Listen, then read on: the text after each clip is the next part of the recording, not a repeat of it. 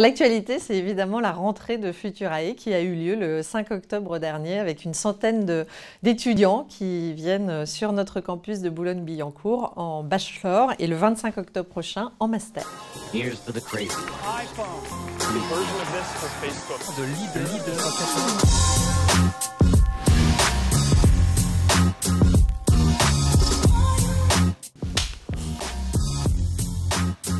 C'est une école résolument tournée vers les métiers de demain, dans le domaine des industries créatives, donc derrière c'est le jeu vidéo, l'animation 3D ou du marketing digital, sachant que les métiers du digital aujourd'hui pour moi sont des métiers totalement transverses puisqu'on ne peut plus être une entreprise sans être digitalisé.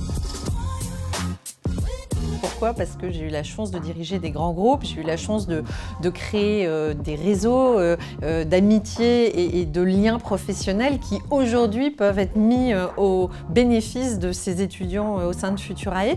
Et puis c'est une envie personnelle, il y a un moment donné dans la vie où on a envie de voler de ses propres ailes et l'entrepreneuriat c'est la liberté.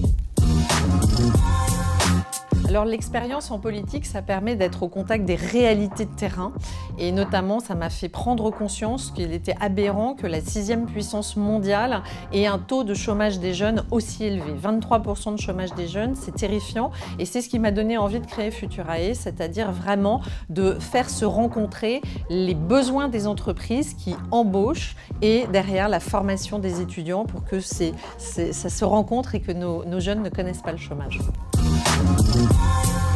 Ça a été le confinement bien évidemment parce qu'on a lancé cette école avec une conférence de presse le 27 février et 2 semaines après on était confinés, donc vous pouvez imaginer ce qu'a été notre frustration.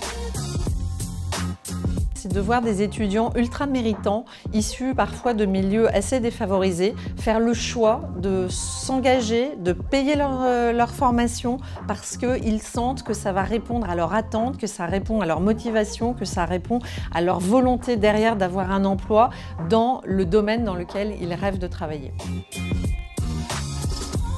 L'objectif, c'est surtout de faire de la qualité, c'est de bien connaître nos étudiants, c'est d'être en proximité, c'est de leur offrir un emploi. Donc garder une taille d'agilité et de proximité, ça veut dire pas trop d'élèves.